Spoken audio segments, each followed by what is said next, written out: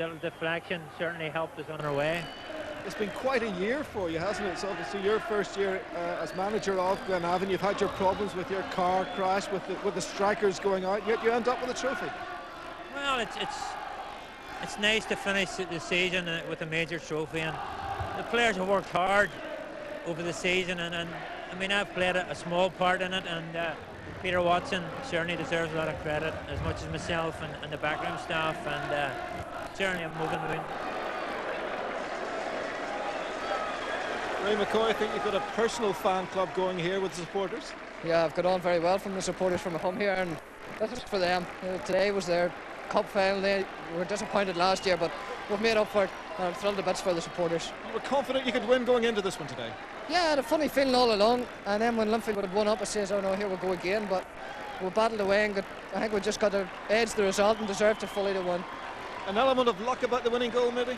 Yeah, it took a bad deflection.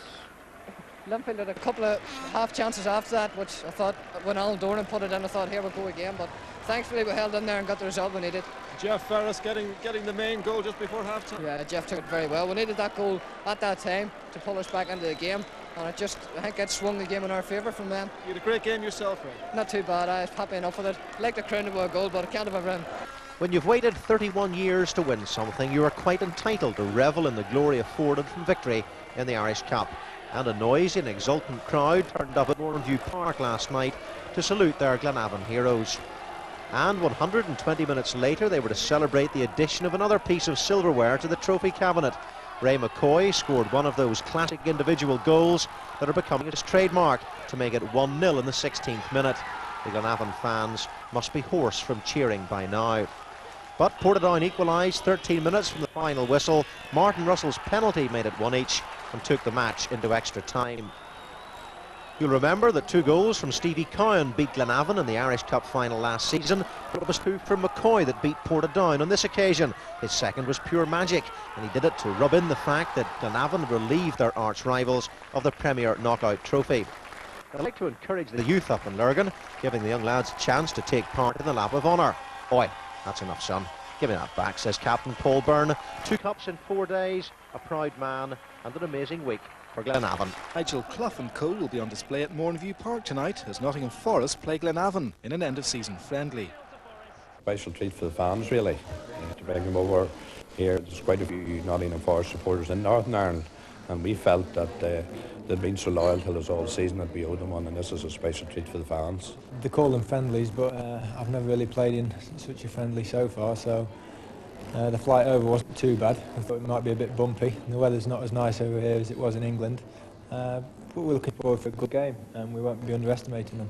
And your coach Liam O'Kane has probably tipped you off as to 1 or 2 of the players in the Irish League. Yes, I think he gets to watch a little bit more Irish football than most of us. He comes over quite a bit during the year, so hopefully we'll be able to mark our card if there's any danger players. We are playing the strongest side we can put out. We're a little bit unlucky in the sense that it could have been Des Walker's last game for us, but as you can see by the press and that there, he's been over trying to sort out his future. But whoever's available for us, which is Kingsley Black, Nigel Clough, Ryan Laws, Scott Gamble, who's just been pulled into the full Scottish squad, so they're all available. Plenty of experience of the big stage, a couple of Wembley trips this season. Is Mournview Park going to cramp your style, do you think? No, I don't think so. We haven't actually seen the ground yet, but as long as it's roughly the same size pitch, it won't make much difference to us. With 2 cups to parade, but the exertions to get them, not the best preparation to take on a full-strength Division 1 side like Forest. Republic International gainer with the free header for goal number 1 on 17 minutes. Glenavon had their chances, McCoy creating this one, guest Gilzine from Spurs failing to capitalise. On 38 minutes, Scott Gemmell made it 2 with a sweet right foot. And then just before the break, it was Northern Ireland International Black working the 1-2, and woomph. After the restart, Black set off in search of his second. Good save back, but too much pressure, and finally Sheringham for 4-0. Glenavon continued to battle, but a timely ricochet let Gemmell in on the defence's blind side. 5-0 for Forest, but whatever the scoreline, quite an occasion in which to end a memorable season at Mournview. Glenavon won the Bass Irish Cup, beating Linfield 2-1 at the Oval. Last night it was time to put the game behind them and start taking the celebrations seriously. Starting off from their ground at Mournview Park, The team was keen for everyone to see their newly acquired silverware, the Bass Irish Cup and the Mid-Ulster Cup. A pretty good first season for their new manager, a former Linfield player and assistant manager. He was pleased with Glenavon's form, despite playing the cup final without their two top goal scorers, Stephen McBride and Glenn Ferguson. It's probably made it all the more pleasing that we've done it without them, and who knows what we would have done with them.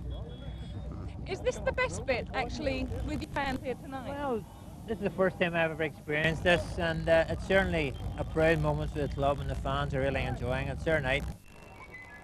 The team went through the town centre, badly damaged by an IRA bomb in March, to the applause of hundreds of fans.